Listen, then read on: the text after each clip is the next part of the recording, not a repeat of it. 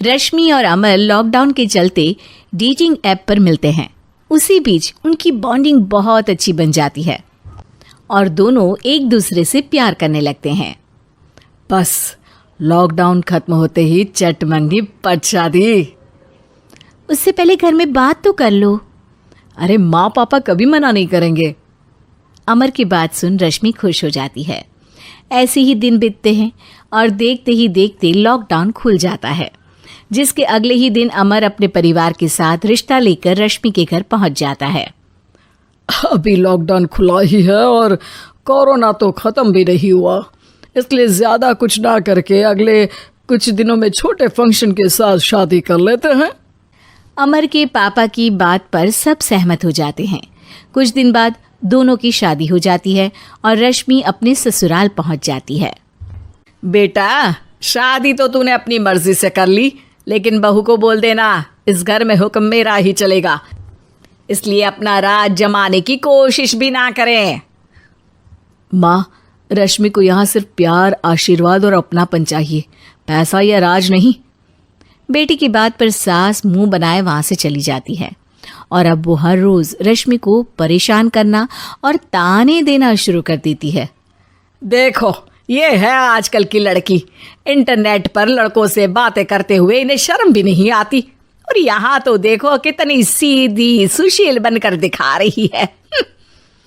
Mummy, शादी के रिश्ते वाले इंटरनेट ऐप से जब किसी को कोई दिक्कत नहीं है, फिर डेटिंग ऐप के जरिए मिलना किस तरह गलत हो सकता है?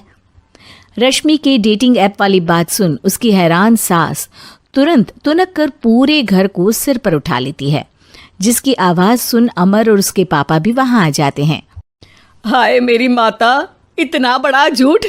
डेटिंग ऐप को इंटरनेट के जरिए मिली है बोलकर इस कलमुही को मेरे सर ला बिठा दिया।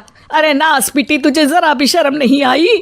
वहां न जाने कितने लड़कों से गुलू गुलू करके तुझे मेरा ही लड़का मिला था फंसाने के लिए। माँ, मुझे तो समझ नहीं आ रहा क्या बोले जा रही हो। डेटिंग ऐप इस्तेमाल करना कोई अपराध नहीं है, और तुम रश्मि को ऐसा कैसे बोल सकती हो? मैं भी तो था उस ऐप पर। पहले उसके लिए माँ से झूठ बोला और अब लड़ाई कर रहा है। सास और अमर की बात सुनकर रश्मि हैरान खड़ी रहती है। अमर, तुमने घर में झूठ क्यों बोला? ये सब देख रही हो ना, इसी की वजह से झूठ बोलना पड़ा। एक तरफ अमर और रश्मि की ये बात चल रही होती है, वहीं दूसरी तरफ सास का नॉन स्टॉप क्लेश सबको परेशान कर देता है। सब एकदम चुप, जो हुआ सो हुआ, अब मुझे कुछ ना सुनाई दे। पति की बात सुन सास चुप होकर वहां से चली जाती है, लेकिन अब वो रश्मि के सिर दुनिया भर के सारे काम डालकर उसका जीना पहले से भी ज्यादा मुश्किल कर देती है। मम्मी, मैं आपका गुस्सा समझ सकती हूँ, आपको जो करना है कर लीजिए, मैं कभी कुछ नहीं बोलूँगी। उम्मीद है किसी दिन तो आपका गुस्सा शांत होगा और नफरत प्यार में बदलेगी। रश्मि की अच्छाई को उसका नाटक समझकर सास गुस्से के 7वें आसमान पर चढ़ जाती है और उसी शाम रश्मि को नीचा दिखाने के लिए अपनी सहेलियों को घर बुलाकर उसकी बुराइयां करने लगती है। अरे कौशल्या, क्या बताऊं, आजकल के बच्चे ना बहुत एडवांस हो गए हैं।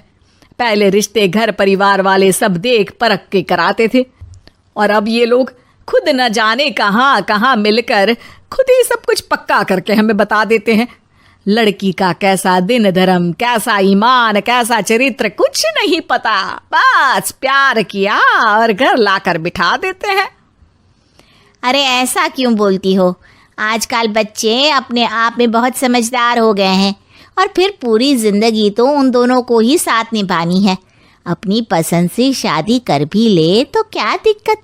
तू ही देख ले, पहले इतना अच्छा बेटा और अब सोने पर सुहागे जैसी सर्वगुण संपन्न बहू।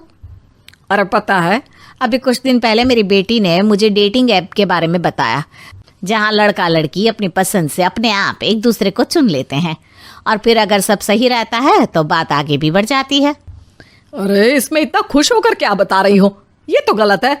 न जाने कौन क्या है, कितना झूठ कितना सच है।